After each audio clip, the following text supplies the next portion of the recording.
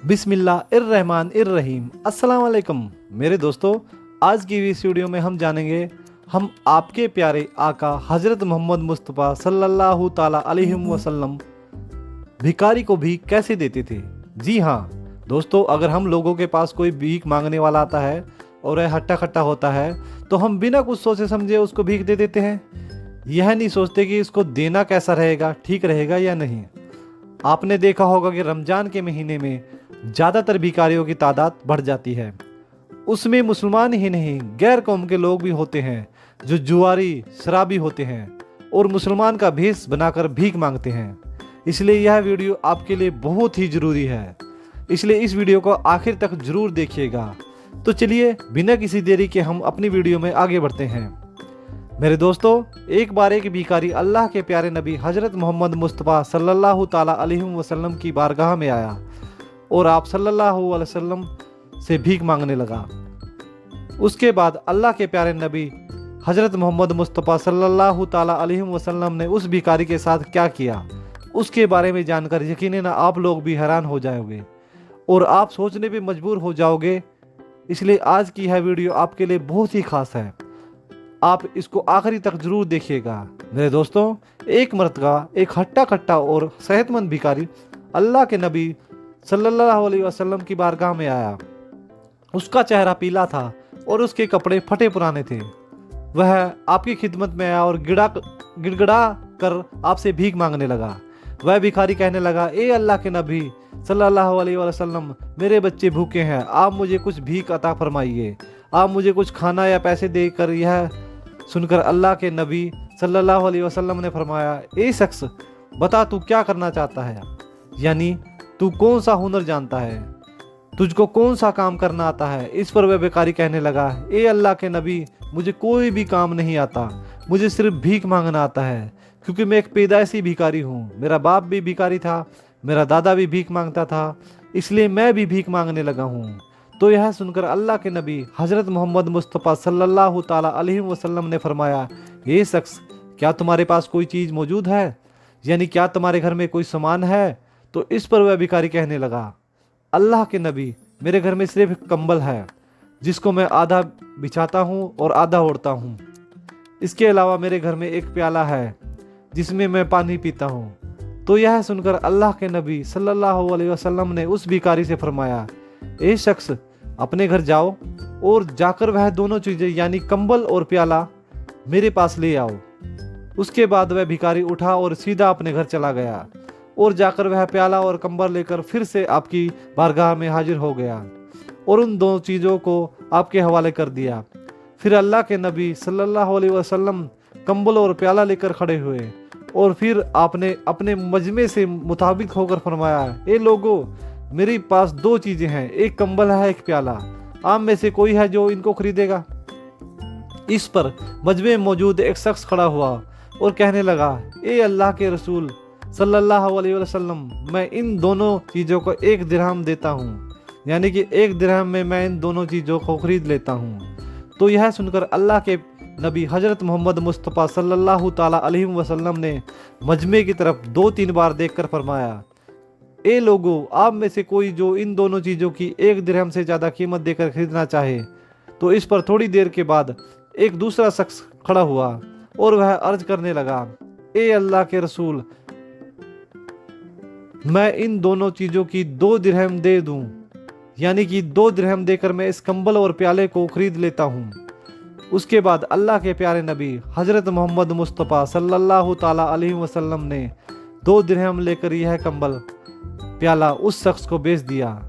फिर आपने वह दोनों दिरहम उस भिखारी को दे दिए और फरमाया, ए शख्स, इनमें से 1 दिरहम का गल्ला ले लो, यानी कि 1 दिरहम का तुम अनाज खरीद लो और अपने घर में डाल लो। इस दूसरी दिरहम से तुम एक कुल्हाड़ी खरीद कर मेरे पास फिर से आओ। फिर उस भिखारी ने ऐसा ही किया, उसने 1 दिरहम का अनाज खरीदा और अपने घर में डाल दिया और दूसरी दिरहम से एक कुल्हाड़ी खरीदी और फिर वह सीधा अल्लाह के नबी हज़रत मोहम्मद मुस्तफ़ा सल्लल्लाहु ताला अलैहि वसल्लम की बारगाह में हाजिर हुआ और उस कुल्हाड़ी को आपकी बारगाह में हाजिर कर दिया। फिर आप सल्लल्लाहु अलैहि वसल्लम ने कुल्हाड़ी ली और उसमें अपने मुबारक हाथ से दस्ता डाला और उस भिखारी के लिए दुआ फरमाई और फिर वह कुल्हाड़ी वापस उस भिखारी को दे दी। और फिर आपने फरमाया, ए शख्स, अब तुम फलां जंगल में जाओ और जाकर वहाँ से लकड़ियाँ काट कर लाओ और उनको लाकर बाजार में बेच दो और 15 दिन तक तुम ऐसे ही करते रहो।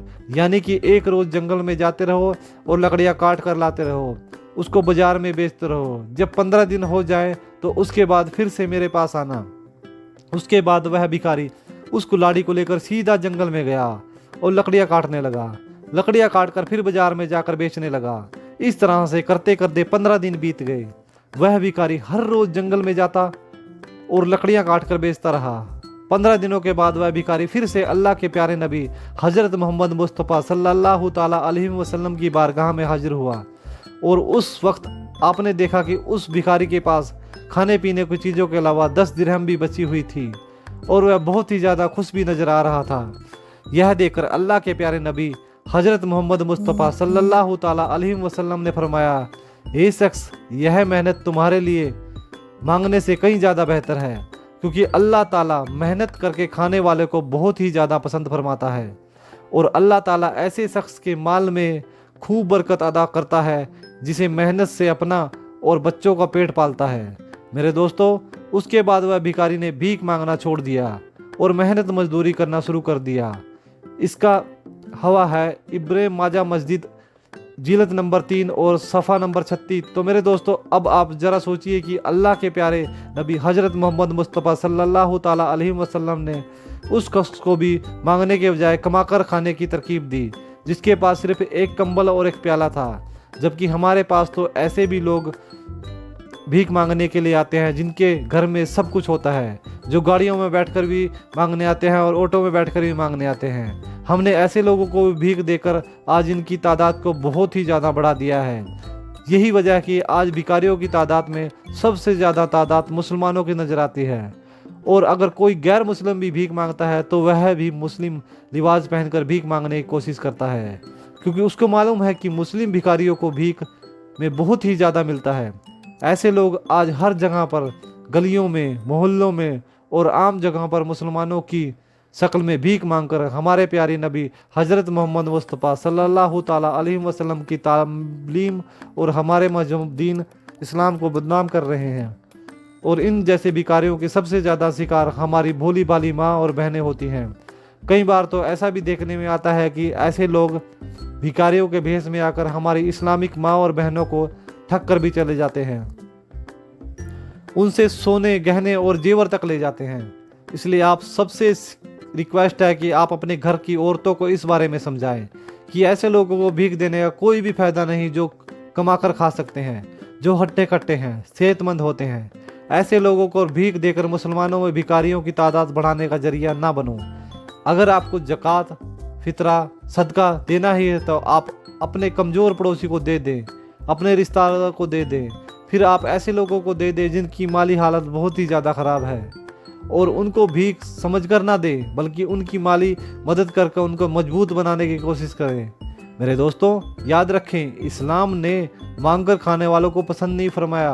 हदीस पाक में आता है कि हमारी सिर्फ वही शख्स मांग सकता है जो 1-2 दिन का भूखा हो, और वह भी सिर्फ उतना ही मांग सकता है जिससे एक वक्त का खाना आ जाए। इसलिए दोस्तों, आप ध्यान रखें कि जो लोग खानदानी भिखारी होते हैं, हट्टे कट्टे और सेहतमंद होते हैं, ऐसे लोगों को आप कभी भी भूल कर भीख ना दें। अगर आपको लगता है कि हाँ, वह शख्स वाकई में मजबूर है, कमा कर नहीं खा सकता, उसके हाथ पाँव काम नहीं कर रहे, तो आप ऐसे भिखारियों को भीख देकर उनकी मदद कर सकते हैं। अगर ऐसे लोगों को भीख देने के बाद आपको मालूम चल जाए कि जिसको आपने भीख दी है वह तो झूठा है, वह तो शराबी है, आपके पैसों की शराब पी रहा है, तो ऐसे मामले में आपको अपनी नीयत का सवाब मिल जाएगा। मगर फिर से आप कभी भी ऐसे शख्स को भीख न दें। अल्लाह ताला से दुआ है कि अल्लाह पाक हम सबको सही समझे और नेक काम करने की तौफीक अता फरमाए। आमीन या रब्बिल आलमीन। मेरे दोस्तों, आज की इस वीडियो में बस इतना ही। हम मिलते हैं फिर किसी और नई अच्छी वीडियो के साथ। तब तक के लिए अस्सलाम वालेकुम।